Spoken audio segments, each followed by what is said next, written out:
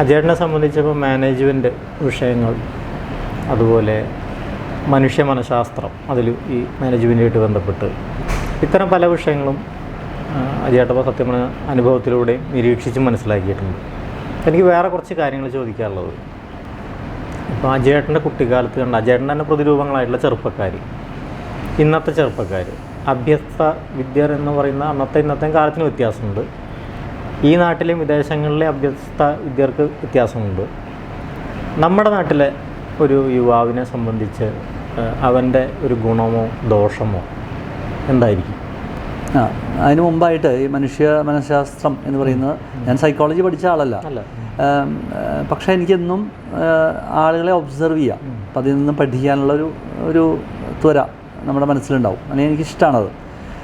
അപ്പോൾ ഞാൻ ജോലിയിൽ കുറച്ചൊക്കെ സെറ്റിലായതിനു ശേഷം പല ഈ ഹ്യൂമൻ ലാബ്സിൽ പങ്കെടുക്കുക, അല്ലെങ്കിൽ ഗ്രിഡ് ട്രെയിനിങ്, അതൊക്കെ ഭയങ്കര ഇൻറ്റൻസീവായിട്ടുള്ള മാനേജ്മെൻറ്റ് ട്രെയിനിങ്ങുകളാണ്. 5 ദിവസം നമ്മൾ അടച്ചിട്ട മുറിയിൽ കുറച്ച് പേരുടെ കൂടെ താമസിക്കുക.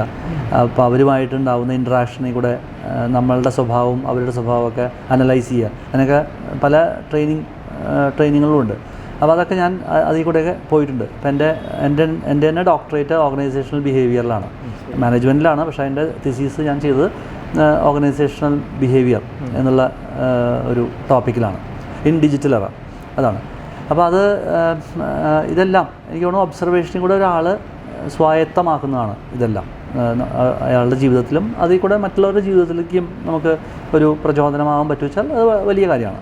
ഇനി യുവാക്കളിലേക്ക് വന്നു കഴിഞ്ഞാൽ ബേസിക്കായിട്ടുള്ള കാര്യങ്ങൾ ഞാൻ പറഞ്ഞില്ലേ, എൻ്റെ കാലഘട്ടത്തിലുള്ള അതേ പ്രശ്നങ്ങൾ തന്നെയാണ് എനിക്ക് തോന്നുന്നു ഇപ്പോഴും ഉള്ളത്. അത് പ്രശ്നമായിട്ട് കാണുന്നതല്ല ഞാൻ പറയുന്നത്, ആ കാലഘട്ടത്തിലെ കമ്മ്യൂണിക്കേഷനാണ്. നമ്മളുടെ അവിടെ നല്ല വിദ്യാലയങ്ങളുണ്ട്, പഠിപ്പിക്കുന്ന അധ്യാപകർ നല്ലവരുണ്ട്, കഴിവുള്ളവരുണ്ട്, കുട്ടികൾക്ക് കഴിവുള്ളവർ തന്നെയാണ്. ഇന്ന് ഒരാൾക്ക് ഇപ്പോൾ അബുദാബിയിലായാലും ന്യൂയോർക്കിലായാലും തൃശ്ശൂരായാലും ഒരേ സാധ്യതകളാണ്. കാരണം എല്ലാ അറിവുകളും ഇൻ്റർനെറ്റിൽ കൂടെ ഉണ്ട്. യൂട്യൂബിലില്ലാത്ത ഒരു അറിവുമില്ല. എല്ലാം അതിൽ കൂടെ പഠിക്കാം. പുസ്തകങ്ങൾ ലഭ്യമാണ്. നമുക്ക് ഇൻ്റർനെറ്റിൽ നിന്ന് മിക്കവാറും പുസ്തകങ്ങളുടെ PDF ഡൗൺലോഡ് ചെയ്യാം, അല്ലെങ്കിൽ വാങ്ങിക്കാം. അതൊക്കെ അവൈലബിൾ ആയിട്ടുള്ള കാര്യങ്ങളാണ്. പക്ഷേ ബേസിക്കായിട്ട് ഏറ്റവും മോശം നമ്മൾ കമ്മ്യൂണിക്കേഷനിൽ വളരെ മോശമാണ്. അപ്പോൾ കമ്മ്യൂണിക്കേഷൻ എത്ര അറിവുണ്ടായാലും അത് പറഞ്ഞ് ഫലിപ്പിക്കാൻ സാധിക്കില്ലെങ്കിൽ അത് വലിയൊരു പോരായ്മ തന്നെയാണ്. അത് നമ്മളെ മറ്റുള്ളവരുടെ മുന്നിൽ എന്ത് തന്നെയായാലും ഒന്ന് താഴ്ത്തും. അപ്പോൾ അത് നമ്മുടെ ഇന്നത്തെ യുവാക്കളായാലും കോളേജിലൊക്കെ സ്പോക്കൺ ഇംഗ്ലീഷ് എന്ന് പറയുന്ന ഈ കമ്മ്യൂണിക്കേഷൻ ടെക്നിക്സ് അത് ഇന്ന് പഠിക്കാൻ വളരെ എളുപ്പമാണ്. യൂട്യൂബിലൊക്കെ ധാരാളം ഉണ്ട്. അല്ലെങ്കിൽ ഞാനൊന്നും നാച്ചുറൽ സ്പീക്കറൊന്നുമല്ല, തീരല്ല. വളരെ എന്താ പറയുക, എൻ്റെ ഉള്ളിലൊരു ഷൈ ആയിട്ടുള്ളൊരാൾ തന്നെയാണുള്ളത്. അത്ര ഒരു അന്തർമുഖനാണ്. പക്ഷേ നമുക്കൊരു അന്തർമുഖനായിരുന്നു കൊണ്ട് ഒരിക്കലും ജീവിതത്തിൽ എന്താ പറയണ്ടേ എന്തെങ്കിലുമൊക്കെ ആയിത്തീരാൻ പറ്റില്ല. അപ്പോൾ അങ്ങനെ തീരുമാനിച്ച് നമ്മുടെ ഏത് കംഫർട്ട് സോണിലാണോ നമ്മളിരിക്കുന്നത് അതിൽ നിന്ന് പുറത്തേക്ക് വരാനുള്ള ശ്രമം നടത്തിക്കൊണ്ടിരിക്കുന്നതേ ഉള്ളൂ. ഇപ്പോൾ ഓരോ അഭിമുഖവും, ഇപ്പോൾ ഈ അഭിമുഖത്തിൽ കൂടെ ഞാൻ കൂടുതൽ എന്തെങ്കിലും പഠിക്കുകയാണ്. എങ്ങനെയായിരിക്കണം പോസ്റ്റർ, എങ്ങനെയായിരിക്കണം നമ്മൾ ഡയലോഗ്, അല്ലെങ്കിൽ നമ്മൾ പറയുന്ന സംഭാഷണങ്ങളെ എങ്ങനെ കൂടുതൽ എഫക്റ്റീവ് ആകാം, അതൊക്കെ അത് കാണുമ്പോൾ പിന്നീട് പഠിക്കുന്നുണ്ടല്ലോ. അപ്പോൾ ഇന്നത്തെ യുവാക്കളെ ഏറ്റവും ശ്രദ്ധിക്കേണ്ട ഒരു കാര്യം അത് തന്നെയാണ്. അതൊന്ന്. രണ്ടാമത്തെ ഒരു കാര്യം ഞാൻ നമ്മുടെ യുവാക്കളിൽ മാത്രമല്ല നമ്മുടെ സംസ്ഥാനത്തിൻ്റെ തന്നെ ഏറ്റവും വലിയൊരു പ്രശ്നമായിട്ട് കാണുന്നത് ഒരു ബ്രെയിൻ ഡ്രെയിൻ ധാരാളം നടക്കുന്നുണ്ട് ഇപ്പോഴും. കേരളത്തിൽ നിന്നാണ് ഏറ്റവും അധികം ആളുകൾ പുറത്തേക്ക് പോകുന്നത്. അപ്പോൾ എൻ്റെ കാലഘട്ടത്തിൽ ഒരു ഗ്രാജുവേഷനെങ്കിലും കഴിഞ്ഞിട്ടേ പഠിക്കാൻ പോകുന്നുള്ളൂ, അല്ലെങ്കിൽ ജോലി തേടിയാണ് പോകുന്നത്. പക്ഷേ ഇപ്പോൾ ഉണ്ടാകുന്നത് റിവേഴ്സ് റെമിറ്റൻസ് ആണ്. അതായത് ഡിഗ്രിക്ക് പോലും അടുത്ത സംസ്ഥാനങ്ങളിൽ പോയി പഠിക്കുന്നു. കുറച്ച് കഴിവുള്ളവർ വിദേശത്ത് പോയി പഠിക്കുന്നു. കേരളത്തിൽ നിന്നുള്ള ആളുകളുടെ അവസ്ഥയാണ്. അതും സാധാരണക്കാരും അതിലും സാധാരണക്കാരായിട്ടുള്ള ആളുകളൊക്കെ ലോൺ എടുത്തുകൊണ്ട് 20-30 ലക്ഷം രൂപ മിനിമം വേണം ഒരു കോഴ്സ് വിദേശത്ത് പോയി പഠിക്കാൻ. കുട്ടികളെ അയക്കുന്നു. അപ്പോൾ ഇവിടെയുള്ള പൈസ റിവേഴ്സായിട്ട് പോവുകയാണ്. ഇപ്പോൾ പോകുന്ന ആരും തിരിച്ചു വരുന്നില്ല. അവരുടെ പൈസ ഇവിടേക്ക് തിരിച്ചു വരുന്നുണ്ടോ എന്നുള്ളതും സംശയമുണ്ട്. മുമ്പ് നമ്മുടെ നാട്ടിൽ റിയൽ എസ്റ്റേറ്റ് വിപ്ലവം ഉണ്ടായി. പോകുന്ന ആളുകളൊക്കെ ഇവിടെ തന്നെയാണ് ഇൻവെസ്റ്റ് ചെയ്തത്. ആ കാലഘട്ടം കഴിഞ്ഞു എന്ന് തോന്നുന്നു. അപ്പോൾ ഈ റിവേഴ്സ് റെമിറ്റൻസ് നമ്മുടെ നാടിനെ ബാധിക്കാൻ പോകുന്നൊരു വലിയ വിപത്തായി മാറരുത്. ഇതെന്തുകൊണ്ടായിരിക്കും അത് സംഭവിക്കുന്നത്? അത് എനിക്ക് തോന്നുന്നു നമ്മുടെയൊക്കെ മനസ്സിൽ ഉണ്ടാവുന്ന പല പല കാര്യങ്ങളുള്ള എന്താ പറയുക, നമ്മുടെ വിദ്യാഭ്യാസത്തിൻ്റെ ഒരു അല്ലെങ്കിൽ യൂണിവേഴ്സിറ്റികളുടെയും ഒക്കെ സെലക്ഷൻ പ്രോസസ്സിലോ അല്ലെങ്കിൽ ഒക്കെ ഉള്ള വിശ്വാസം നഷ്ടപ്പെട്ടു. നമ്മളുടെ അവിടുത്തെ ചിലപ്പോൾ അമിതമായ പൊളിറ്റിക്സ് ആവാം, അല്ലെങ്കിൽ നമ്മുടെ യൂണിവേഴ്സിറ്റിയിൽ നിന്ന് പഠിച്ചാൽ പോരാ, പല അനുഭവങ്ങളും, അല്ലെങ്കിൽ ഇപ്പോൾ ടീച്ചർമാരുടെ ആയാലും അല്ലെങ്കിൽ സെലക്ഷനിലൊക്കെ ഉണ്ടാകുന്ന വിവാദങ്ങൾ, അങ്ങനെ പല കാര്യങ്ങളിലും അറിഞ്ഞോ അറിയാതെയോ ഈ പൊതുസമൂഹത്തിനെ ബാധിക്കുന്നുണ്ട്. അപ്പോൾ എൻ്റെ മകനോ മകളോ നല്ലൊരു സ്ഥലത്ത് പോയി പഠിക്കണമെന്ന തോന്നൽ മാതാപിതാക്കൾക്ക് ഉണ്ടാകുന്നു. കുട്ടികൾക്ക് തോന്നുന്നു ഞാൻ ഇവിടെ പഠിച്ചാൽ എന്തോ കുറയുന്നു. പിന്നെ ഈ പറഞ്ഞ പോലെ കമ്മ്യൂണിക്കേഷനിലുണ്ടാകുന്ന പാകപ്പിഴകൾ, എനിക്ക് ഇംഗ്ലീഷ് വിദ്യാഭ്യാസം ഉണ്ടായാൽ തന്നെ നാട്ടിൽ നിൽക്കുമ്പോൾ എനിക്ക് സംസാരിക്കാൻ സാധിക്കുന്നില്ല എന്ന തോന്നൽ, ഇതൊക്കെയായിരിക്കാം ഇപ്പോഴത്തെ തലമുറയെയും അവരുടെ മാതാപിതാക്കളെയൊക്കെ പുറത്തേക്ക് അയക്കാൻ പ്രേരിപ്പിക്കുന്നത്. പണ്ട് ഗൾഫിൽ നോക്കൂ, ഗൾഫിലുള്ള ആളുകളെല്ലാവരും കുട്ടികളെ നാട്ടിലേക്ക് അയക്കുന്നത് 12th കഴിഞ്ഞാൽ, അല്ലെങ്കിൽ 10th കഴിഞ്ഞാൽ 12th കഴിഞ്ഞാൽ നാട്ടിൽ വരുന്നു, ഇവിടെയാണ് പഠിപ്പിക്കാറുള്ളത്. ആ സ്ഥിതിവിശേഷം മാറി. ഇപ്പോൾ അവിടെ തന്നെ യൂണിവേഴ്സിറ്റികൾ വന്നു. അതല്ലെങ്കിൽ അല്ലാത്ത ആളുകൾ ചിലർ ഇന്ത്യയിലുള്ള മറ്റ് സ്റ്റേറ്റുകളിലേക്ക് അയക്കുന്നു, അല്ലെങ്കിൽ വിദേശത്തേക്ക് അയക്കുന്നു. അതിലൊരു മാറ്റം നമ്മുടെ ഗവൺമെൻറ് തലത്തിൽ നിന്നും, നമ്മളുടെ ഒക്കെ ഉത്തരവാദിത്തമാണ്, ഗവൺമെൻറ്റിൻ്റെ മാത്രം ഉത്തരവാദിത്തമല്ല, നമുക്ക് ചെയ്യാൻ പറ്റാവുന്ന കാര്യങ്ങൾ ചെയ്തിരിക്കണം. ഇത് നമ്മുടെ മാത്രം സംസ്ഥാനത്ത് സംഭവിക്കുന്നതാണോ, അല്ല ഇന്ത്യ മൊത്തത്തിൽ സംഭവിക്കുന്ന എല്ലാ സംസ്ഥാനത്തും? ഇന്ത്യ മൊത്തത്തിൽ അങ്ങനെയുള്ള പ്രവണതയുണ്ട്. പക്ഷെ അത് ഏറ്റവും അധികം ബാധിച്ചിരിക്കുന്നത് കേരളത്തിനെയാണെന്നാണ്. ഇവിടുത്തെ പൊതുവിദ്യാഭ്യാസത്തിൽ വന്നിട്ടുള്ള അല്ലെങ്കിൽ ആളുകൾക്ക് വന്നിട്ടുള്ള, പുറത്തെ സ്റ്റേറ്റുകളിൽ നിന്ന് ആരും കേരളത്തിൽ വന്ന് പഠിക്കുന്നില്ല. കേരളത്തിൽ നിന്ന് പുറത്തേക്ക് പോകുന്നേ ഉള്ളൂ. മുമ്പും കേരളത്തിലേക്ക് ആരും വന്ന് പഠിക്കുന്നില്ല. അപ്പോൾ പുറത്തേക്ക് പോകുന്നൊരു പ്രവണത മുമ്പേ ഉണ്ടായിരുന്നു. അല്ലെങ്കിൽ നമ്മളുടെ മുമ്പെടുത്ത ഇപ്പോൾ സ്വാശ്രയ കോളേജുകൾ മറ്റുള്ള സ്റ്റേറ്റുകൾ മുന്നേ തുടങ്ങി, നമ്മൾ വളരെ ലേറ്റായിട്ടാണ് തുടങ്ങിയത്. അപ്പോൾ അങ്ങനെയൊക്കെ വന്നിട്ടുള്ള ചില പാകപ്പിഴകൾ, സ്വാശ്രയ കോളേജ് നല്ലതോ ചീത്തയോ എന്നുള്ളതല്ല പറയുന്നത്, പക്ഷെ അവിടെ ആ കച്ചവടത്തിനെ മറ്റ് സ്റ്റേറ്റുകൾ നേരത്തെ കണ്ടറിഞ്ഞു, നമ്മളത് കണ്ടറിഞ്ഞില്ല. അപ്പോൾ അങ്ങനെ ഓരോ കാലഘട്ടത്തിലും വന്നിട്ടുള്ള ചില എന്താ പറയുക പോളിസികളിലുള്ള പാകപ്പിഴകൾ, അതൊക്കെ അതിൻ്റെയൊക്കെ ആകത്തുകയാണ് ഇപ്പോൾ വന്നിട്ടുള്ള ഈ റിവേഴ്സ് റെമിറ്റൻസ് വിദ്യാഭ്യാസത്തിൽ വന്നിട്ടുള്ള ഈ ഒരു പ്രവണത എന്നാണ് എനിക്ക് തോന്നുന്നത്. ചേട്ടൻ പറഞ്ഞ വെച്ച് ചോദിക്കുമ്പോൾ നമ്മുടെ കേരളത്തിലുള്ള, നമ്മുടെ സംസ്ഥാനത്തിൽ ഒരു വിദ്യാസമ്പന്നനായ ഒരു യുവാവും അല്ലെങ്കിൽ അഭ്യസ്തവിദ്യനായ ഒരു യുവാവും മറ്റുള്ള രാജ്യങ്ങളിലെ ഒരു അഭ്യസ്തവിദ്യനായ യുവാവും ഒരേ പ്രായത്തിൽ തന്നെ എടുക്കുക, ഒരേ പഠനം കഴിഞ്ഞാൽ എന്താ ഈ കമ്മ്യൂണിക്കേഷനിൽ മാത്രമാണോ വ്യത്യാസം? കമ്മ്യൂണിക്കേഷനിൽ മാത്രം തന്നെയാണ് എന്നാണ് എനിക്ക് തോന്നുന്നത്. കാരണം അറിവിൻ്റെ കാര്യത്തിൽ നമ്മൾ ഒരിക്കലും ഒരു കാലത്തും പിന്നിലല്ല. പിന്നെ നമ്മൾ മുമ്പേ വിദേശത്ത് പോയി എന്താ പറയുക മൈഗ്രേറ്റ് ചെയ്ത ഒരു തലമുറയാണ്, അല്ലെങ്കിൽ ഒരു സമൂഹമാണ് മലയാളി. അതിന് മടിയില്ല നമുക്ക്. അത് കഴിഞ്ഞ് തിരിച്ച് വാർദ്ധക്യത്തിൽ തിരിച്ചു വരികയും ചെയ്യും. അങ്ങനെയായിരുന്നു നമ്മളുടെ ഇതുവരെയുള്ള ഒരു സ്വഭാവം 70കളിലോ 60കളിലോ തുടങ്ങിയത്. അപ്പോൾ ഏറ്റവും വലിയ പ്രധാനമായിട്ടുള്ള കാര്യം എനിക്ക് തോന്നുന്നു, ഏറ്റവും അധികം ശ്രദ്ധിക്കേണ്ടത് നമ്മുടെ അറിവിനെ എങ്ങനെ പ്രസൻറ്റ് ചെയ്യുമെന്ന് പഠിപ്പിക്കുകയാണ് നമ്മുടെ ഗവൺമെൻറ്റുകൾ ആദ്യം ചെയ്യേണ്ടത് എന്നാണ് അങ്ങനെയാണ് എനിക്ക് തോന്നുന്നത്. ചേട്ടൻ ലോകത്ത് പല രാജ്യങ്ങളും സഞ്ചരിച്ചിട്ടുള്ളതാണ്, ഇന്ത്യ മുഴുവൻ സഞ്ചരിച്ചുകൊണ്ടിരിക്കുന്ന വ്യക്തിയാണ്. കേരളത്തിനെയും നമ്മുടെ ഇന്ത്യയെയും എങ്ങനെ നോക്കിക്കാണുന്നു? മറ്റുള്ള രാജ്യങ്ങളുമായിട്ട് താരതമ്യം ചെയ്യുമ്പോൾ എന്താണ്, വളർച്ചയാണോ? നമ്മളുടെ അവിടെയുള്ളൊരു നേരത്തെ പറഞ്ഞ ഒരു ബ്രെയിൻ ഡ്രെയിൻ ഏറ്റവും കൂടുതൽ ബാധിച്ചിരിക്കുന്നത് പണ്ട് തൊട്ടേ കേരളത്തിനെയാണ്. നമ്മളെ ഒരു കൺസ്യൂമർ സ്റ്റേറ്റാക്കി മാറ്റാനൊക്കെ കാരണം ഒന്ന് ഗൾഫ് രാജ്യങ്ങളിലേക്ക് പോയി സക്സസ് വരുന്നു, കുറേ പേര് അങ്ങനെ ആയപ്പോൾ ബാക്കിയുള്ളവരൊക്കെ അതിനെ, ഞാനടക്കമുള്ള ഉദ്യോഗാർത്ഥികളും അല്ലെങ്കിൽ എല്ലാ ആളുകളും അതിനെ ഫോളോ ചെയ്യുക ചെയ്തത്. പക്ഷേ അതേസമയം ഞാനിപ്പോൾ നാളെ പറഞ്ഞൊരു ഉദാഹരണമുണ്ട്. അതായത് നമ്മുടെ നാട്ടിലും സക്സസ്ഫുൾ ആവാനുള്ള എല്ലാ ചേരുവകളും ഇവിടെയുണ്ട്. അതായത് ഇവിടെ നിന്നുകൊണ്ട് ജീവിതത്തിൽ വിജയം നേടാൻ സാധിക്കാനുള്ള കുറേ ഉദാഹരണങ്ങളുണ്ട്. എൻ്റെ നാട്ടിലെ എൻ്റെ ഒപ്പം പഠിച്ച ഒരു രാജു എന്ന് പറഞ്ഞ ആളുടെ കഥ ഞാൻ അന്ന് ചേതൻ ഭഗത്ത് വന്നപ്പോൾ പറയുകയുണ്ടായി. അതെന്ന് വെച്ചാൽ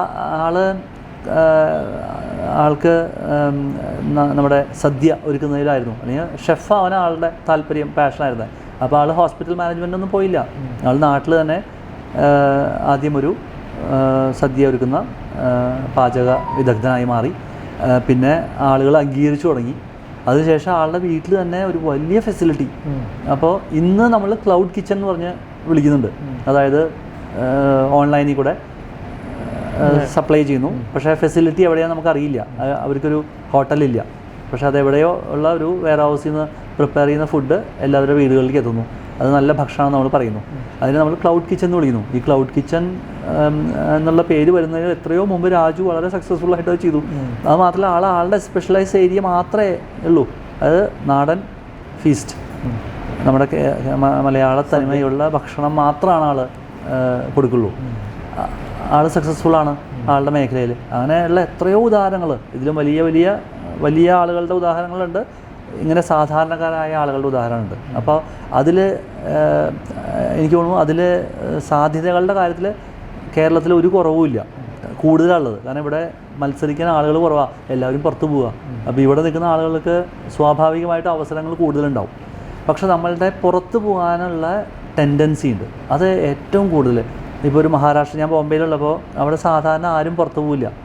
എല്ലാ മഹാരാഷ്ട്രീയനും ബോംബെയിൽ തന്നെ ജോലി നേടും. ചിലർ ബിസിനസ് ചെയ്യും, ചിലർ ജോലി ചെയ്യും. അത് പലവരുടെയും അവസ്ഥ അങ്ങനെയാണ്. ഈ കേരളത്തിന് പുറത്തുള്ള സ്റ്റേറ്റുകളിൽ പലരും പുറത്ത് പോയി ജോലി ചെയ്യാൻ ഇഷ്ടപ്പെടുന്നില്ല. അവരുടെ നാട്ടിൽ തന്നെ അവർ ജീവിക്കുന്നു, അവിടെ ചെയ്യുന്നു, സക്സസ്ഫുൾ ആവുന്നു. അപ്പോൾ നമുക്കത് വളരെയധികം കൂടുതലാണ്. നമുക്ക് ദേശാന്തരം, ഈ പ്രവാസം എന്നുള്ളത് എങ്ങനെയോ സംഭവിച്ചു പോവാണ്. അത് തലമുറകളായിട്ട് തുടരുന്നു. അതിലും ഒരു മാറ്റം വരേണ്ടതാണെന്നാണ് എനിക്ക് തോന്നുന്നത്. ഇപ്പോൾ മാനസികമായിട്ടുള്ളത് മാത്രമല്ല, ശാരീരികമായിട്ടുള്ള വിഷയം ഒരു വ്യക്തിയെ സംബന്ധിച്ച് പ്രധാനമാണ്. ഇപ്പോൾ സമീപ ഒരു പഠനത്തിലൊക്കെ വന്നത് യുവാക്കളിൽ ക്യാൻസറിൻ്റെ സാധ്യത വളരെയധികം കൂടുന്നു. അങ്ങനത്തെ പല മാനസികമായിട്ടുള്ള പല വിഷയങ്ങളും ഇതും. ഒരു യുവാവിൻ്റെ, ഒരു മലയാളിയാവാം അല്ലെങ്കിൽ നമ്മുടെ രാജ്യത്തെ എന്ന് തന്നെ പറയാം, ഒരു മറ്റുള്ള രാജ്യങ്ങളായിട്ട് കമ്പയർ ചെയ്യുമ്പോൾ ശാരീരികാവസ്ഥ എങ്ങനെയാണ് ഒരു അതെനിക്ക് എൻ്റെ ഒരു തോന്നൽ, ശാരീരിക അവസ്ഥയിൽ നമ്മൾ പുതിയ യുവാക്കൾ വളരെ ബോധവാന്മാരാണ്. അവരുടെ എന്താ വേണ്ടത്, ദിവസവും എക്സസൈസ് ചെയ്യുന്നു. അത് ഓവർ എക്സസൈസ് ആയുണ്ടോ എന്നുള്ളത് അറിയില്ല. പക്ഷെ അവർ ജിമ്മിൽ പോകുന്നു, ഏതെങ്കിലും തരത്തിലുള്ള വ്യായാമങ്ങളിലൊക്കെ ഏർപ്പെടുന്നുണ്ട്. പക്ഷെ നമ്മളുടെ ഫുഡ് ഹാബിറ്റ്സിൽ വളരെയധികം വ്യത്യാസം വന്നിട്ടുണ്ട്. അതാണ് ഈ ജീവിതശൈലി രോഗങ്ങളിലേക്ക് ഉള്ള ഒരു പ്രധാന കാരണം എന്നെനിക്ക് തോന്നുന്നു. നമ്മൾ മുമ്പ് കഴിച്ചിരുന്ന പല ഭക്ഷണങ്ങളും നമ്മുടെ തൊടിയിലുണ്ടാകുന്ന വെജിറ്റബിൾസ് നിന്നായിരിക്കും. അപ്പോൾ ജൈവികമായ കാര്യങ്ങളെല്ലാം നമ്മളുടെ ദേഹത്തിലേക്ക് അതാത് സമയങ്ങളിൽ ചെയ്യുന്നു. ഇപ്പോൾ ചക്കയും മാമ്പഴവും കഴിച്ചാണ് നമ്മൾ സമ്മർ മുഴുവൻ കഴിയുന്നത്. അത് ഒരു വർഷത്തേക്കുള്ള പല കാര്യങ്ങൾക്കും അത് പ്രയോജനമാണ്. ഈ താള് അങ്ങനെയുള്ള കാര്യങ്ങൾ, അല്ലെങ്കിൽ ഏഴിലകൾ കൂട്ടിയിട്ടുള്ള ചില എന്താ വേണ്ടത്, നമ്മൾ തോരൻ ഉണ്ടാക്കുന്നതും ഒക്കെ കർക്കിടക മാസത്തിലെ ചില ചര്യകൾ, ഇതൊക്കെ നമ്മൾ അറിഞ്ഞോ അറിയാതെയോ കൊണ്ടു നടന്നു. അതെല്ലാം ഇപ്പോൾ പോയി. ഇപ്പോൾ നമ്മുടെ ഭക്ഷണത്തിൽ ചിക്കൻ വരുന്നു, അല്ലെങ്കിൽ ഫ്രൈ ഐറ്റംസ് കൂടുന്നു. അതേസമയം നമ്മൾ എക്സസൈസും ചെയ്യുന്നു. പക്ഷേ എക്സസൈസ് പുറത്തേക്കുള്ളതാണല്ലോ. അത് ഉള്ളിൽ ചെല്ലുന്ന ഭക്ഷണം നമ്മളിലുണ്ടാകുന്ന ജീവിതശൈലി രോഗങ്ങൾ അത് കൂടിയിട്ടുണ്ട്. അപ്പോൾ അത് നമ്മുടെ ഇടയിൽ മാത്രമല്ല, അത് ലോകത്തിലെ എല്ലാ സ്ഥലത്തും ഉണ്ടായ പ്രക്രിയയാണ്. അത് നമ്മളുടെ അവിടെയും വന്നു. കാരണം യൂട്യൂബ് വരുന്നു, പലതരത്തിലുള്ള ഭക്ഷണങ്ങൾ വരുന്നു. ഇപ്പോൾ കൊറിയൻ ഭക്ഷണത്തിനോട് പ്രാമുഖ്യമുള്ള, അല്ലെങ്കിൽ ജാപ്പനീസ് ഭക്ഷണത്തിനുള്ള പ്രാമുഖ്യമുള്ള കുറേ ഇന്ത്യൻ യുവാക്കളുണ്ട്. അവർക്ക് ആ ഭക്ഷണമാണ് കൂടുതൽ ഇഷ്ടം. അതുപോലെ കൊറിയൻ സംഗീതത്തിനെ ഇഷ്ടപ്പെടുന്നു. അത് ഫാഷനായി മാറുന്നു. ചില കാര്യങ്ങൾ പിന്നീട് കുറേ ആളുകൾ ചെയ്യുമ്പോൾ നമ്മളും അത് ചെയ്തില്ലെങ്കിൽ മോശമെന്നുള്ള തോന്നലുണ്ടാകുന്നു. അത് ഇഷ്ടമില്ലയോ ഒന്നുമല്ല, നമ്മളതിനെ പിന്തുടരുന്നു. അപ്പോൾ അങ്ങനെയുള്ള ഒരു പ്രക്രിയ നടക്കുന്നുണ്ട്. അപ്പോൾ ആരോഗ്യത്തിൻ്റെ കാര്യത്തിൽ ലോകത്തെമ്പാടും, ഇപ്പോൾ അമേരിക്കയിൽ ബർഗർ വിപ്ലവം ഉണ്ടായിട്ട് എത്രയോ പേര് പൊണ്ണത്തടി വരുന്നു. അവർ പല കമ്പനികളെ പിന്നീട് നിയമപരമായിട്ട് സ്യൂ ചെയ്യുന്നു. അതൊക്കെ നമ്മൾ കണ്ടിട്ടുള്ളതാണ്. അതിൻ്റെ ഒരു പ്രക്രിയ ഇവിടെയും വരുന്നു എന്നേ ഉള്ളൂ. അതിൽ നിന്ന് മാറി നിൽക്കാൻ എളുപ്പമല്ല. പക്ഷേ ഈ പറഞ്ഞ പോലെ നമ്മളതിനെ പഠിക്കണം. ചേട്ടൻ പറഞ്ഞതുപോലെ ഇന്ന് കൂടുതൽ ആൾക്കാർ ദിവസവും എക്സസൈസ് ചെയ്യാനൊക്കെ താല്പര്യം ഓവറാകുന്നുണ്ടോ സംശയം. ഇതൊക്കെ ദിനചര്യയുടെ ഭാഗമാണോ? അജേട്ടൻ്റെ ദിനചര്യ എങ്ങനെയാണ്? ഇപ്പോൾ ഇന്നിപ്പോൾ തൃശ്ശൂരാണെങ്കിൽ നാളെ അബുദാബിയിലായിരിക്കും, അല്ലെങ്കിൽ മറ്റന്നാൾ വേറെ സ്ഥലത്ത്. ഇങ്ങനെ ദിനചര്യ എങ്ങനെയാണ് മെയിൻറ്റെയിൻ? അതിരാവിലെ നേരത്തെ മാതാപിതാക്കൾ പഠിപ്പിച്ച ചില കാര്യങ്ങളുണ്ട്. അതിരാവിലെ എഴുന്നേൽക്കുക, രാത്രി നേരത്തെ 5-5:30 എന്തായാലും എവിടെ എഴുന്നേറ്റിരിക്കണം. അത് ചെയ്തു കഴിഞ്ഞാൽ രാത്രി നേരത്തെ ഉറങ്ങുക. ഒരു 9:30-10. എൻ്റെ ഓഫീസിൽ തന്നെ പലരും തന്നെ കളിയാക്കി പറയും. അത് 9 മണി കഴിഞ്ഞാൽ പിന്നെ എന്നെ ഫോണിൽ കിട്ടില്ല, ഞാൻ ഉറങ്ങിയിട്ടുണ്ടാവും എന്നുള്ളത് പറയാറുണ്ട്. അപ്പോൾ ഒരു 9:30, 10 ഉറങ്ങുക, രാവിലെ നേരത്തെ എണീക്കുക. അപ്പോൾ രാവിലെ പഠിക്കുന്ന കാര്യങ്ങൾക്ക് നമ്മുടെ ബ്രെയിൻ സെൽസ് വളരെ ആക്റ്റീവായിട്ട് പ്രവർത്തിക്കും. ഇതൊക്കെ ശാസ്ത്രീയമായിട്ടും പറയുന്നതാണ്. രാവിലെ വായിക്കുന്ന കാര്യങ്ങൾ, രാവിലെ ചിന്തിക്കുന്ന കാര്യങ്ങൾ, അല്ലെങ്കിൽ രാവിലെ ചെയ്യുന്ന വ്യായാമം, ആ ചിട്ടകൾ കൃത്യമായിട്ട്. പിന്നെ ലഘു ആയിട്ടുള്ള അധികം, ഞാൻ നോൺ വെജിറ്റേറിയൻ കഴിക്കുന്ന ആളാണ്, പക്ഷേ എനിക്ക് അമിതമായിട്ടുള്ള നോൺ വെജിറ്റേറിയൻ ഭക്ഷണം കഴിക്കാൻ പറ്റില്ല. ഒരു ദിവസം കഴിച്ചാൽ പിന്നെ 5 ദിവസത്തേക്ക് കഴിക്കാൻ തോന്നില്ല, അങ്ങനെയാണ്. അപ്പോൾ നാടൻ ഭക്ഷണം, നമ്മൾ ശീലിച്ച ഭക്ഷണം, നമ്മളെന്താണോ ചെറുപ്പത്തിൽ ശീലിച്ചത് ആ ഭക്ഷണമാണ് ശരിക്കുള്ള അമ്മ പഠിപ്പിക്കുന്നതാണ് നമ്മുടെ രുചി, അല്ലേ, എല്ലാവരുടെയും. അതെല്ലാ ആളുകൾക്കും. അപ്പോൾ എനിക്ക് എല്ലാ ദിവസവും പിസ്സ കഴിക്കാൻ പറ്റില്ല, കാരണം അതല്ല എൻ്റെ അമ്മ പഠിപ്പിച്ചത്. അപ്പോൾ അതുകൊണ്ട് ഞാൻ കഴിച്ച് ശീലിച്ച ദോശയും ഇഡ്ഡലിയും ഒക്കെ കഴിച്ച് ജീവിക്കുക. ആ ദിനചര്യയാണ് ഒരു മനുഷ്യനെ എൻ്റെ ആരോഗ്യത്തിൻ്റെ രഹസ്യം എന്ന് എനിക്ക് തോന്നുന്നു. ചേട്ടൻ സൈക്കിൾ ഔട്ടും അതൊരു ദിനചര്യയുടെ ഭാഗമാണെന്ന് കേട്ടു. അതെന്താ? അത് വ്യായാമം. എനിക്ക് ഈ ജിമ്മിൽ പോവുക എന്നുള്ളത് എനിക്കത് അതിനോട് വലിയ ഒരു താല്പര്യമില്ല, അവിടെ പോയി ഇത് ചെയ്യാനൊക്കെ. അപ്പോൾ കണ്ടെത്തിയപ്പോൾ ചെറുപ്പകാലത്ത് സൈക്കിൾ ചവിട്ടാൻ വലിയ ഇഷ്ടമാണ്. അപ്പോൾ ഏറ്റവും എളുപ്പമുള്ള അബുദാബിയിലൊക്കെ ഇഷ്ടം പോലെ സൈക്കിൾ ട്രാക്കുകളുണ്ട്. വളരെ രസകരമായിട്ട് നമുക്ക് ചെയ്ത് പോകാം. അപ്പോൾ എൻ്റെ ഈ കോവിഡ് സമയത്താണ് കൂടുതലായിട്ടത് ദിനചര്യയുടെ ഭാഗമായിട്ട് മാറിയത്. അതിന് മുമ്പ് നടത്തുന്നുണ്ട്, എല്ലാ ദിവസവും നടക്കാറുണ്ട്. പിന്നെ അത് സൈക്ലിംഗ് ആയപ്പോൾ ട്രാക്കുകളുണ്ട്. എൻ്റെ ഒരു സുഹൃത്തുണ്ട്, അദ്ദേഹത്തിൻ്റെ കൂടെ എല്ലാ ദിവസവും വൈകുന്നേരങ്ങളിൽ പോവും. പിന്നീട് അത് കോവിഡും ഇതൊക്കെ മാറിയപ്പോൾ രാവിലെ അത് ചെയ്യും. ഒരു 10-15 കിലോമീറ്റർ ചവിട്ടി വരും. ആദ്യം നമുക്കത് വലിയൊരു പ്രവൃത്തിയായിട്ട് തോന്നും. 15 കിലോമീറ്റർ ദിവസവും ചെയ്യുന്ന ദിവസങ്ങളിലൊക്കെ 15 കിലോമീറ്റർ തന്നെയാണ് ഒരേ ട്രാക്കിൽ. ഞാൻ അധികം മാറ്റങ്ങൾ എപ്പോഴും ഇങ്ങനെയുള്ള കാര്യങ്ങളിൽ മാറ്റങ്ങളില്ല, ഒരേ ട്രാക്കിൽ കൂടെ പോവും, തിരിച്ചു വരും, അങ്ങനെയാണ്. അപ്പോൾ അത് ദിനചര്യയുടെ ഒരു ഭാഗമായി മാറി. അപ്പോൾ രാവിലെ അത് നമ്മൾ ഒറ്റയ്ക്ക് ചെയ്യുമ്പോൾ കുറേ ചിന്തകൾ നമ്മുടെ മനസ്സിൽ വരും, കുറേ കാര്യങ്ങൾ അപ്പോൾ ആലോചിക്കും. അത് പിന്നീട് നമുക്ക് ജീവിതത്തിലേക്ക്, നമ്മുടെ പ്രവൃത്തിയിലേക്ക് കൊണ്ടുവരാൻ പറ്റും. അതൊക്കെയുണ്ട് ഈ വ്യായാമത്തിന്. അങ്ങനെയും ഒരു കാര്യമുണ്ടല്ലോ, കുറേ നല്ല ആശയങ്ങൾ വരും എന്ന സമയമാണതൊക്കെ. ഇത്ര നേരം സംസാരിക്കുമ്പോൾ പുസ്തകം എഴുതിയാലും ഒരു കല ആസ്വദിച്ചാലും എല്ലാം അജയേട്ടൻ അത് അവസാനം കൊണ്ടെത്തിക്കുന്നത് മാനേജ്മെൻറ്റുമായിട്ട് ബന്ധപ്പെട്ടുള്ളതാണ്.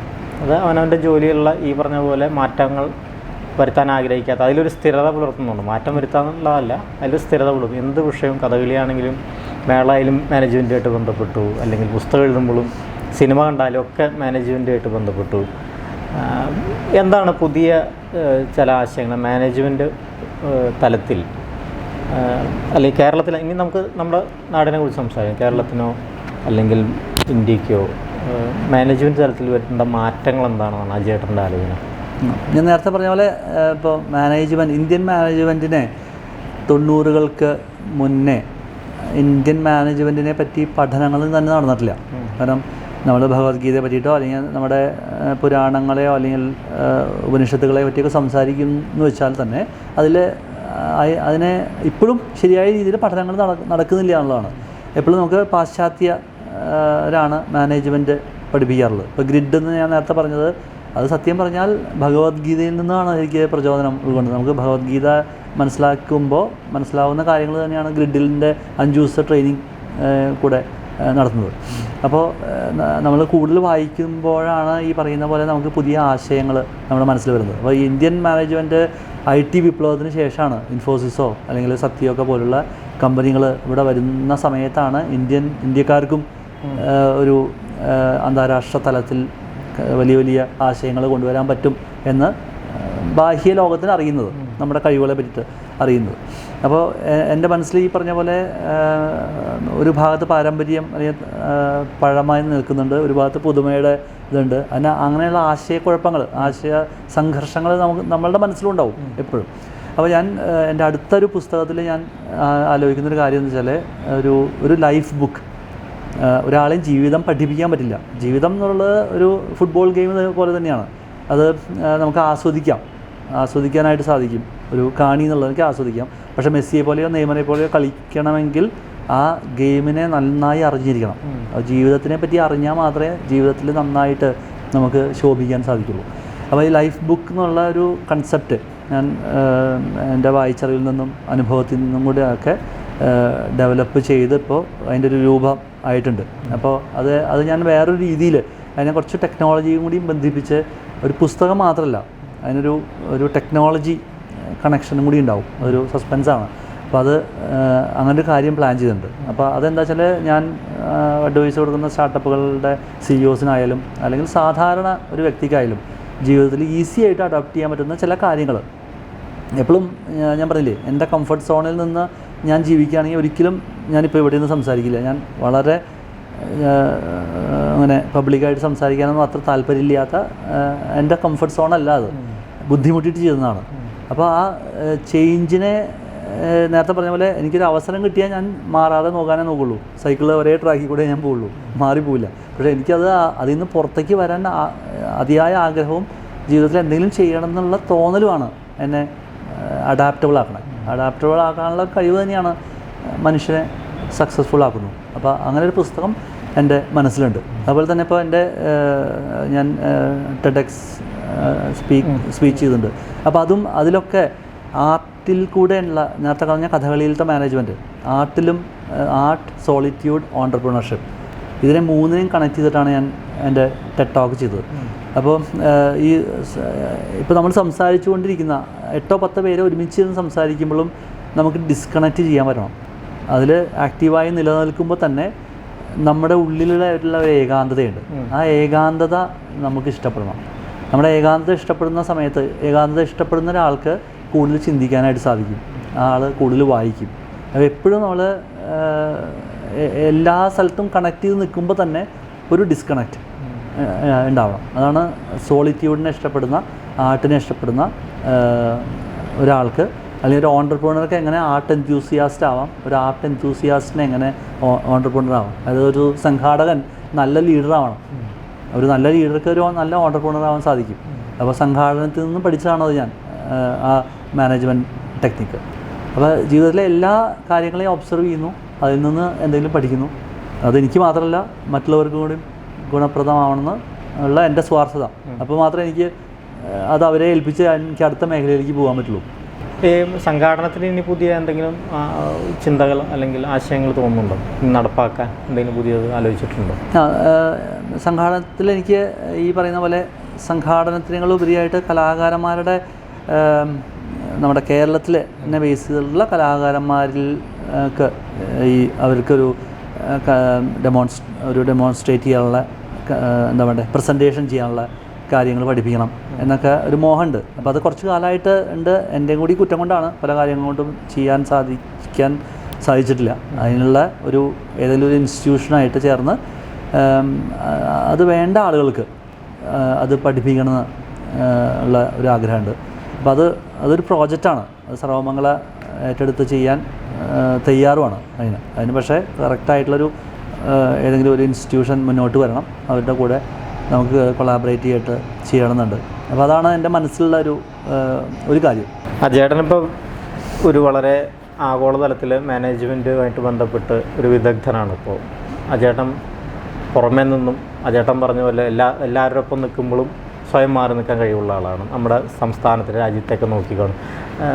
അജേട്ടന് ഇവിടുത്തെ രാഷ്ട്രീയ സാമൂഹ്യ വിഷയങ്ങൾ ശ്രദ്ധിക്കാറുണ്ടോ? അതിൽ താല്പര്യമുണ്ടോ? തോന്നാറുണ്ടോ? നേരത്തെ പറഞ്ഞ ഈ അറ്റാച്ച്ഡ് വൈൽ ഡിറ്റാച്ച്ഡ് എന്ന് പറയല്ലോ, അതാണ് നമ്മൾ പ്രാക്ടീസ് ചെയ്യുന്നത്. അത് ഞാനുണ്ടാക്കിയതല്ല. ഇതും എന്താ പറയുക, നമ്മുടെ ഗീതയിൽ നിന്നൊക്കെ നമുക്ക് ഉൾക്കൊള്ളാവുന്ന പാഠങ്ങളാണ്. അതുപോലെ തന്നെ രാഷ്ട്രീയ സാമൂഹിക ഇതിലെ ഏതൊരാളെ പോലെയും എനിക്ക് ഒബ്സർവ് ചെയ്യാൻ ഇഷ്ടമുള്ള ആളാണ്. എനിക്ക് എൻ്റേതായ അഭിപ്രായങ്ങളും ഒക്കെ ഉണ്ട്. പക്ഷേ പുറത്തുനിന്ന് അഭിപ്രായം മാത്രം പറയുന്ന ഇതിനോട് എനിക്ക് താല്പര്യമില്ല. അതായത് ആർക്ക് വേണമെങ്കിൽ ആരെ വേണമെങ്കിൽ കുറ്റപ്പെടുത്താം. ഒരു മുഖ്യമന്ത്രിയോ അല്ലെങ്കിൽ പ്രധാനമന്ത്രിയോ കുറ്റപ്പെടുത്താൻ വളരെ എളുപ്പമാണ്. പക്ഷേ നാട് ഭരിക്കുന്നവനെ അതിൻ്റെ വിഷമം അറിയുള്ളൂ. അല്ലെങ്കിൽ ഒരു കമ്പനിയോ അല്ലെങ്കിൽ വീടോ മാനേജ് ചെയ്യാൻ നമ്മൾ എത്ര ബുദ്ധിമുട്ടുന്നു, അതേപോലെ തന്നെയാണ് നാട് ഭരിക്കുന്നത്. അപ്പോൾ അത് ഏത് പാർട്ടിയായാലും ഏത് ഗ്രൂപ്പായാലും അതിൻ്റേതായ ചലഞ്ചസൊക്കെ ഉണ്ട്. എനിക്ക് എൻ്റേതായ രാഷ്ട്രീയ കാഴ്ചപ്പാടുകളും ഒക്കെ ഉള്ള ഒരാളാണ്. പക്ഷേ എൻ്റെ രാഷ്ട്രീയ കാഴ്ചപ്പാടുകളെ ഞാൻ ഒരിക്കലും വ്യക്തിബന്ധങ്ങളിലോ, അതെൻ്റെ സ്വകാര്യമായ ഒരു കാര്യമാണ്. അത് ഞാൻ ഒരിക്കലും പരസ്യപ്പെടുത്താറില്ല. അത് വ്യക്തിബന്ധങ്ങളെ ബാധിക്കാറില്ല. എല്ലാ പാർട്ടികളിലും എനിക്ക് അല്ലെങ്കിൽ എല്ലാ കാഴ്ചപ്പാടുകളുള്ളവരുമായിട്ടും എനിക്ക് സുഹൃത്തുക്കളുണ്ട്. ചിലർ ഞാൻ ഒരു റൈറ്റ് വിങ്ങിലത്തെ ആളുമായിട്ട് സംസാരിക്കുമ്പോൾ ചില ലെഫ്റ്റ് വിങ് സുഹൃത്തുക്കൾ എന്നെ ഞാൻ റൈറ്റ് വിങ്ങാന്ന് പറയാറുണ്ട്, അതുപോലെ തിരിച്ചും പറയാറുണ്ട്. അതൊക്കെ അവരവർക്ക് തോന്നുന്ന കാര്യങ്ങളാണ്. ഞാനായിട്ട് ഒരിക്കലും എൻ്റെ നിലപാടുകളെ കാണിക്കാറില്ല. പലപ്പോഴും ഇപ്പോൾ പെരുവനം ഇൻ്റർനാഷണൽ വില്ലേജ് ഫെസ്റ്റിവൽ, ഇപ്പോൾ നമ്മളുടെ ഇവിടെ ഒരു ഫെസ്റ്റിവൽ, ഒരു literary festival, international village festival നടത്തിയിരുന്നു.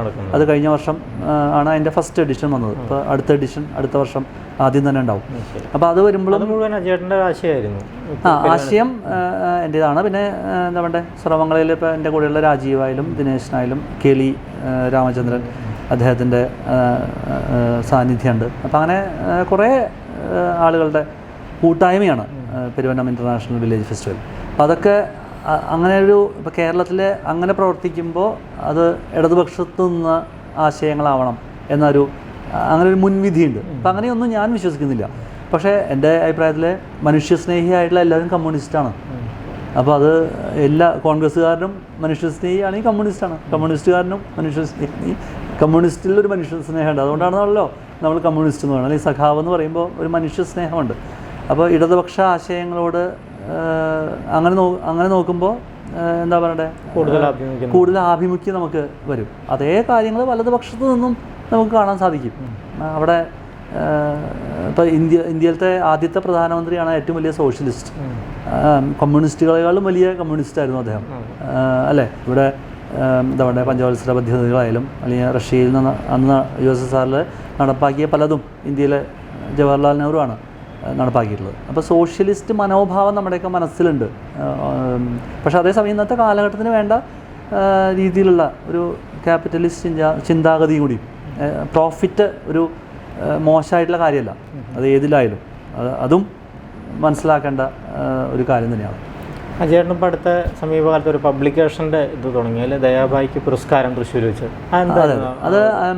അതും ഇത് പറഞ്ഞ പോലെ തന്നെ വൈശാഖൻ മാഷ്ടെ മകൻ പ്രവീൺ, അദ്ദേഹത്തിൻ്റെ സംരംഭമാണ് ഐവറി. അപ്പോൾ എന്നോടും സുഹൃത്ത് രാജീവിനോടൊക്കെ അതിൻ്റെ ഭാഗമാവാൻ പറയുകയാണ്. അപ്പോൾ അതൊക്കെ വൈശാഖ മാഷ് ഉൾപ്പെട്ട അല്ലെങ്കിൽ അദ്ദേഹത്തിൻ്റെ മകൻ നടത്തുന്ന ഒരു സ്ഥാപനത്തിൻ്റെ ഭാഗമാവുക എന്നുള്ളതൊക്കെ, അല്ലെങ്കിൽ അവർക്ക് അങ്ങനെ തോന്നുക, അതൊക്കെ അത് നല്ല കാര്യമായിട്ടാണ് ഞാൻ കണക്കാക്കാറുള്ളത്. അപ്പോൾ എൻ്റെ വായനയിലുള്ള താല്പര്യം അല്ലെങ്കിൽ മാനേജ്മെൻറ്റിൽ എനിക്ക് കൊണ്ടുവരാൻ പറ്റാവുന്ന ചില കാര്യങ്ങളൊക്കെ ആവാം പ്രവീണിനെ ഈ ഒരു ആശയവുമായിട്ട് എൻ്റെ അടുത്ത് വരാൻ പ്രേരിപ്പിച്ചത്. അപ്പോൾ ഐവറി ഇപ്പോൾ UAയിൽ രജിസ്റ്റർ ചെയ്തു, UK പബ്ലിക്കേഷൻ ഉണ്ട്. അപ്പോൾ അതുകൊണ്ട് നമ്മൾ ഉദ്ദേശിക്കുന്നത് ഇപ്പോൾ വിവർത്തന സാഹിത്യം കാര്യമായ ഒരു ഇതിലെത്തിയിട്ട് നമുക്കിപ്പോഴും നല്ല വിവർത്തനങ്ങളില്ല. നമ്മളെ പല വലിയ എഴുത്തുകാരുടെയും, മലയാളത്തിലെ എഴുത്തുകാരും മോശക്കാരല്ല, പല വലിയ എഴുത്തുകാരുടെയും വിവർത്തനങ്ങൾ അത്ര നന്നായിട്ടല്ല വന്നിട്ടുള്ളത്. അപ്പോൾ യയാതി നമ്മൾ വായിക്കുന്നത് നല്ല വിവർത്തനം വന്നതുകൊണ്ട് കൂടിയാണ്. അപ്പോൾ നല്ല വിവർത്തകൻ്റെ പങ്ക് ഗബ്രിയേല മാർക്യൂസ് പറഞ്ഞിട്ടുണ്ട്. അദ്ദേഹത്തിൻ്റെ ഒറിജിനൽ രചനയെക്കാളിലും ഗംഭീരമാണ് ഇംഗ്ലീഷിലേക്ക് മൊഴിമാറ്റം നടത്തിയപ്പോൾ ഉണ്ടായതെന്നുള്ളത്. അപ്പോൾ നല്ല വിവർത്തനം ഉണ്ടായാൽ ഭാഷയ്ക്കും കൂടി നല്ലതാണ്. അത് തിരിച്ചും മലയാളത്തിലെ ബുക്കുകൾ മറ്റുള്ള ഭാഷകളിലേക്ക് ആവണം. അപ്പോൾ അതൊക്കെയാണ് അതിൻ്റെ ഉദ്ദേശ ലക്ഷ്യങ്ങൾ. അപ്പോൾ അത് നല്ല രീതിയിൽ പോകുന്നു. ഐവറിയുടെ പേരിലൊരു അവാർഡുണ്ട്. കഴിഞ്ഞ വർഷം ആദ്യത്തെ പ്രഥമ പുരസ്കാരം ദയാഭായിക്കായിരുന്നു. പിന്നെ അഴീക്കോട് മാഷിൻ്റെയും MN വിജയൻ മാഷിൻ്റെയൊക്കെ പേരിലുള്ള 2 അവാർഡുകളുണ്ട്. അപ്പോൾ അതൊക്കെ ഈ അവാർഡുകൾ എന്ന് പറയുന്നത് ആ വലിയ ആളുകളെ പോലുള്ളവർ ജീവിച്ചിരിക്കുന്നു എന്ന ഒരു ഓർമ്മപ്പെടുത്തലാണ്. അത് കിട്ടുന്ന ആളുകൾക്ക് അവരുടെ ഉത്തരവാദിത്വം വർദ്ധിപ്പിക്കാനുള്ള അവരുടെ കടമയും ഉത്തരവാദിത്തമൊക്കെ കൂടുകയാണ് ഒരു അവാർഡ് കിട്ടുമ്പോൾ. അജയേട്ടൻ്റെ നിലപാടുകൾ അതിൽ നിന്ന് നമുക്ക് മനസ്സിലാവും. മനുഷ്യസ്നേഹം അല്ലെങ്കിൽ ജീവസ്നേഹം എന്നുള്ളത് തന്നെയാണ് അതിൽ നമുക്ക് മനസ്സിലാവും. അതെ. അജയേട്ടൻ ഒരുപക്ഷെ കാര്യമായിട്ട് എടുത്തിട്ടില്ലെങ്കിലും പലപ്പോഴും പല വാർത്തകളിലും കാണാം, ആഗോളതലത്തിലുള്ള പല പുരസ്കാരങ്ങളും അജയേട്ടനെ തേടിയെത്തിയെന്ന് പറഞ്ഞ വാർത്തകൾ കാണാറുണ്ട്. എന്തൊക്കെയാണ് ലഭിച്ചിട്ടുള്ള പുരസ്കാരങ്ങൾ? Global Asian of the year, അത് 2021 തോന്നുന്നു അവാർഡ്. പിന്നെ അതുപോലെ തന്നെ emerging leader of the year. പിന്നെ ഇപ്പോൾ അടുത്ത് വന്ന മോസ്റ്റ് ഇൻഫ്ലുവൻഷ്യൽ ഓഥർ. അപ്പോൾ എൻ്റെ എപ്പോഴും എന്തോ അറിയില്ല, ഒരു ഓഥറായിട്ട് അറിയപ്പെടാൻ എനിക്ക് അതാണ് എന്നെ ഏറ്റവും അധികം സന്തോഷിപ്പിക്കുന്ന ഒരു കാര്യം. അപ്പം അത് ഒരു ഓഥറാവുക എന്നുള്ളത് ഒരു എളുപ്പമുള്ള കാര്യമല്ല. മാത്രമല്ല അതിന് ക്ഷമയും വേണം. എഴുതാനും അറിവ് മാത്രം പോരാ, അല്ലെങ്കിൽ ക്രിയേറ്റിവിറ്റി മാത്രമല്ല, അതിൽ ക്ഷമയുടെയും കൂടി സമയം കണ്ടെത്തുക, സമയം കണ്ടെത്തൽ, ക്ഷമ. ഇപ്പോൾ ജോർജ് ബെർണാഷോയെ പോലെ ഒരു ബുദ്ധിജീവിക്ക് ചിലപ്പോൾ 5 പേജ് ആണ് ഇത്ര ആൾ അദ്ദേഹം കൺസിസ്റ്റൻ്റായിട്ട് എഴുതും. അത് ക്രിയേറ്റീവ് സൈഡിൽ ഒരിക്കലും പറ്റുന്നൊരു കാര്യമല്ല. ക്രിയേറ്റീവായിട്ടുള്ള ആളുകൾ വാതിലടച്ചിട്ടിരുന്ന് ചിലപ്പോൾ ദിവസങ്ങളോളം പുറത്തു വരില്ല. ഇപ്പോൾ മഹാകവി പി അദ്ദേഹത്തിൻ്റെ കവിതകൾ പലതും അങ്ങനത്തെ അവസ്ഥകളിലാണ് എഴുതാറെന്ന് പറയാറുണ്ട്. VK-നെ പറ്റി അങ്ങനെ പറയാറുണ്ട്. അപ്പോൾ നമ്മുടെ എല്ലാ ക്രിയേറ്റീവായിട്ടുള്ള ആളുകളെ പറ്റിയിട്ടും അങ്ങനെയാണ്. പക്ഷേ ജോർജ് ബെർണാഷോ ഇങ്ങനെയാണ് ചെയ്യാറുള്ളത്. അദ്ദേഹം 5 പേജേ എഴുതുള്ളൂ, അത് കൃത്യമായിട്ട് എഴുതും. അപ്പോൾ അങ്ങനെ അതിനോടൊക്കെ എനിക്കൊരു അങ്ങനെയുള്ള ആളുകളോടും എഴുത്തുകാരോടൊക്കെ വലിയൊരു ആരാധനയുണ്ട്. അപ്പോൾ ഒരു എഴുത്തുകാരൻ എന്നുള്ള പേരിലൊരു അവാർഡ് വരുമ്പോൾ അത് വലിയ സന്തോഷം തരുന്നുണ്ട്. അജയേട്ടൻ്റെ എല്ലാ മേഖലകളും ഒരുവിധം നമ്മൾ സ്പർശിച്ചു എന്ന് തോന്നുന്നു. ഇനി പ്രധാനപ്പെട്ട മേഖല നമ്മുടേതാവുന്ന സമയം, കുടുംബത്തെക്കുറിച്ചൊന്നും. കുടുംബം, എൻ്റെ ഭാര്യ രാഖി, പിന്നെ എനിക്ക് 2 പെൺകുട്ടികളാണ്, അപർണ, ജാഹ്നവി. അപർണ ഇപ്പോൾ സൈക്കോളജി യൂണിവേഴ്സിറ്റി ഓഫ് മാഞ്ചസ്റ്ററിൽ ഫൈനൽ ഇയറാണ്. ജാഹ്നവി 10th കഴിഞ്ഞ് ഇപ്പോൾ +1 പോവുകയാണ്. അപ്പോൾ കുടുംബത്തിനെ പറ്റിയിട്ട് ഇതൊക്കെ എനിക്ക് ചെയ്യാൻ സാധിക്കുന്നത് എനിക്കിങ്ങനൊരു കുടുംബമുള്ളതുകൊണ്ടാണ്. ഇപ്പോൾ ഞാൻ നാട്ടിൽ വെക്കേഷൻ വരുമ്പോൾ പോലും എന്നെ പലപ്പോഴും അവർക്ക് കിട്ടാറില്ല. അപ്പോൾ എൻ്റെ ജീവിതത്തിലെ ഏറ്റവും വലിയ സക്സസ് എൻ്റെ കുടുംബം തന്നെയാണ്. എൻ്റെ പല കാര്യങ്ങളിലും ഇടപെടാതിരിക്കുക, അത് തന്നെ ആണ് ഏറ്റവും വലിയ ഇടപെടാതിരിക്കുക എന്ന് പറഞ്ഞാൽ നിഷേധിക്കലല്ല, അത് ചെയ്യാനുള്ള പരാതികളില്ലാതെ അതിനോട് അൺകണ്ടീഷണലായിട്ട് കൂട്ടു നിൽക്കുക. അത് എൻ്റെ ഭാര്യയായാലും കുട്ടികളായാലും ആ കാര്യത്തിൽ ഞാൻ ഏറ്റവും ഭാഗ്യവാനാണെന്ന് പറയാം. അതാണ് എനിക്ക് ഈ എല്ലാ കാര്യങ്ങളും ചെയ്യാനായിട്ട് സാധിക്കുന്നത്. ദിവസത്തിൽ ഇത്ര സമയം കുടുംബത്തിനൊപ്പം ചെലവഴിക്കും അങ്ങനെ നിശ്ചയമുണ്ടോ? അങ്ങനെ ഒരിക്കലും ഇപ്പോൾ കണക്ക് വയ്ക്കാൻ പറ്റാറില്ല. പക്ഷേ എനിക്ക് കിട്ടുന്ന അവസരങ്ങളൊക്കെ ഇപ്പോൾ അത് കുട്ടിക്കാലത്തായാലും അവർക്ക് രാത്രി കഥ പറഞ്ഞു കൊടുക്കും അവരുറങ്ങുന്നതിന് മുമ്പ്. അത് ഇപ്പോൾ അവർക്ക് എൻ്റെ കഥ വേണ്ട, വലുതായപ്പോൾ അവർക്ക് അത് ആവശ്യമില്ലാത്ത സമയത്ത് അത് ചെയ്യാറുമില്ല. പക്ഷേ ആ സമയത്ത് ഞാൻ പലപ്പോഴും പുരാണ കഥകളായാലും അല്ലെങ്കിൽ ചിലപ്പോൾ ഞാൻ തന്നെ ഉണ്ടാക്കുന്ന തമാശ കഥകളായാലും അല്ലെങ്കിൽ കഥകളിയിൽ നിന്ന് ഉള്ള കഥകളായാലും ഒക്കെ പറഞ്ഞു കൊടുക്കാറുണ്ട്. അപ്പോൾ അങ്ങനെ അവരുടെ ഓരോ ദശയിലും അവർക്ക് ഓരോ ആവശ്യങ്ങളായിരിക്കും. അച്ഛൻ എന്ന് പറയുന്ന അച്ഛനെ കൊണ്ട് ചെയ്യേണ്ടത്. അപ്പോൾ അത് എന്നും ഞാൻ ചെയ്തു കൊടുക്കാറുണ്ട്. പ്രത്യേകിച്ച് മൈൻഡ്ഫുൾ പാരൻറ്റിങ് എഴുതിയപ്പോൾ ഒരു പാരൻ്റ് എന്നുള്ള രീതിയിലുള്ള എൻ്റെ ഉത്തരവാദിത്വം കൂടി വർദ്ധിച്ചു. എഴുതിയ ആൾക്കത് പ്രാവർത്തികമാകാതെ പറ്റില്ല. അതുകൊണ്ട് അപ്പോൾ കുടുംബത്തിനോടുള്ള സമയം എപ്പോഴൊക്കെ സമയം കിട്ടുന്നോ ചിലവാക്കും. ഞാൻ ചെയ്യുന്ന എല്ലാ കാര്യങ്ങളും അവർക്കറിയാം, അവർ അപ്ഡേറ്റഡ് ആണ്, അവർ ആക്റ്റീവായിട്ട് അല്ലെങ്കിൽ പൊതുസമൂഹത്തിൽ ആക്റ്റീവായി നിൽക്കാൻ അങ്ങനെ ഇഷ്ടമില്ലാത്തവരാണ് അവരെല്ലാവരും. പക്ഷേ എൻ്റെ കാര്യങ്ങളിൽ സപ്പോർട്ടുമാണ്. ശ്രീ അജയ്കുമാർ എന്ന അജയേട്ടൻ ആദ്യം പറഞ്ഞു 10ാം ക്ലാസ്സിലാണ് പഠിക്കുമ്പോഴാണ് തൻ്റെ പേര് അജയനല്ല അജയ്യനാണെന്ന് അദ്ദേഹം തിരിച്ചറിഞ്ഞു വന്നു. ആ തിരിച്ചറിവ് ആണ് അദ്ദേഹത്തെ വ്യത്യസ്തനാക്കുന്നത്, അദ്ദേഹത്തെ ഈ നിലയിലേക്ക് ഉയർത്തിയത്. ആദ്യം പറഞ്ഞതുപോലെ ഞാൻ ആമുഖത്തിൽ പറഞ്ഞു, അദ്ദേഹം ജനിച്ചത് ചേർപ്പ് അല്ലെങ്കിൽ മേളത്തിൻ്റെ പാരമ്പര്യമുള്ള പഞ്ചാരി മേളത്തിൻ്റെ പ്രത്യേകിച്ച് പ്രാധാന്യം ഈറ്റില്ലമായിട്ടുള്ള പെരുവനം, ചേർപ്പ്, ആറാട്ടുപുഴ ഇതിൻ്റെയൊക്കെ മധ്യത്തിലാണ്. ആ പഞ്ചാരി എന്ന് പറയുന്ന ആ വാക്കിൻ്റെ ആദ്യത്തെ 2 അക്ഷരം എടുത്താൽ ആ പഞ്ചമുഖം പല രീതിയിലും നമുക്ക് അദ്ദേഹത്തിൻ്റെ ജീവിതത്തിലും ദർശിക്കാം. മാനേജ്മെൻറ്റ് വിദഗ്ധൻ, പ്രഭാഷകൻ, എഴുത്തുകാരൻ അല്ലെങ്കിൽ ചലച്ചിത്ര നിർമ്മാതാവ്, സംഘാടകൻ, സർവോപരി മനുഷ്യസ്നേഹി. വളരെ തിരക്ക് പിടിച്ച സമയത്തിനിടയിലാണ് അദ്ദേഹം കുറച്ചു നേരം നമുക്ക് വേണ്ടി നീക്കി വെച്ചത്. അദ്ദേഹത്തിൻ്റെ എല്ലാ ഭാഗങ്ങളും നമുക്ക് വേണ്ടി അദ്ദേഹം തുറന്ന് പറഞ്ഞു, നമുക്ക് മനസ്സിലാവുന്നു, നമുക്കത് വളരെ ക്രിയാത്മകമായി ഉൾക്കൊള്ളാം എന്ന് വിശ്വസിക്കുന്നു. അജയേട്ടന് പ്രത്യേകം നന്ദി.